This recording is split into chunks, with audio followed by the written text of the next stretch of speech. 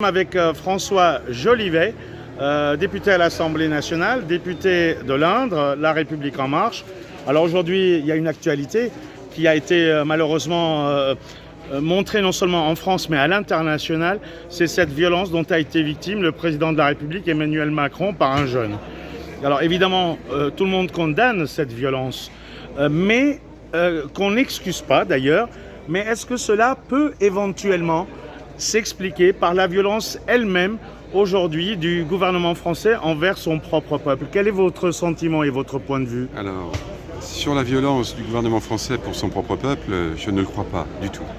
Il y a quand même eu 13 éborgnés et des centaines de gens tabassés, torturés, gazés. Et puis il y a eu la même situation pour les forces de l'ordre. Donc en fait, c'est un paquet commun.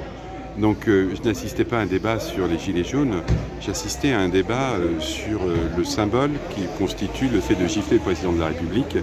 Et en fait, j'ai le sentiment profond qu'on a franchi une étape, parce qu'en fait, en giflant le plus haut dépositaire de l'autorité de l'État, on gifle selon moi la République. Et mon premier réflexe quand j'ai entendu cette information a été de penser à deux personnes.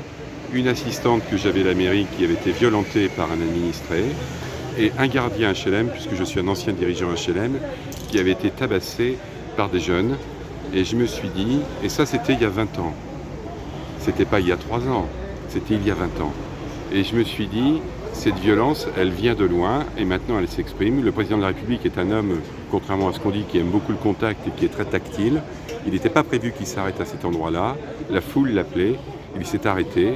Et puis là, il y a deux personnes qui ont profité de cela pour soit faire du buzz perso. On l'a vu aussi à Beyrouth, au Liban, où il est venu, où à chaque fois qu'il est venu, moi j'étais mis aux arrêts par peur justement que je puisse m'exprimer librement comme je l'ai fait avec lui devant l'hôtel du collectionneur, où je lui ai reproché sa prise de position envers une corruption généralisée qui est le gouvernement libanais. Alors si effectivement on peut dialoguer avec lui, mais tout le monde ne peut pas dialoguer. Moi je suis systématiquement mis en garde à vue, éloigné, ne serait-ce que parce que j'ai envie. Mais finalement il a fini par comprendre pour le Liban et il répète exactement ce que je lui ai dit il y a plus d'1 an et demi. Monsieur, moi je ne connais pas votre histoire, donc je ne permettrai pas d'en juger. Ce que je veux vous dire simplement, c'est que un président de la République, sous la Ve République, c'est celui qui incarne la continuité de l'État. Et les intérêts stratégiques de la France. Et les intérêts stratégiques de la France, au nom de la même continuité de l'État d'ailleurs. Et de ce fait...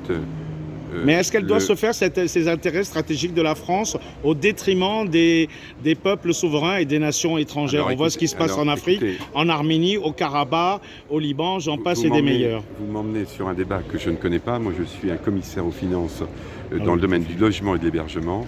Donc je suis certes membre d'une organisation internationale qui s'appelle l'OSCE, qui est le Parlement des parlements. Puisqu'on parle de l'OSCE, la France qui était censée être neutre dans l'OSCE à travers le groupe de Minsk, c'est quand même Jean-Yves Le Drian lui-même qui a permis à l'Azerbaïdjan de s'équiper par des satellites militaires qui ont massacré des milliers de soldats arméniens. Ce n'est pas toutes ces informations-là. Ce que je sais, c'est que tout le monde les a. Ce que c'est que j'avais une référence. Moi, c'était Vanik Berberian. Ça doit être un nom qui vous parle. Okay, oui. Et c'était un de mes amis. Et je m'appelle Nicolian. Et il me parlait beaucoup de cette situation-là.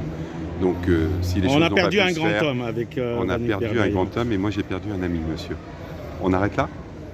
Merci. Je vous en prie. Écoutez, contrairement à Daniel Obono qui aujourd'hui n'a pas voulu répondre et à d'autres, merci à monsieur le député qui m'a fait l'honneur de répondre à mes questions. Merci. Écoutez, monsieur le député. Je ne suis pas fermé au dialogue. C'est parfait.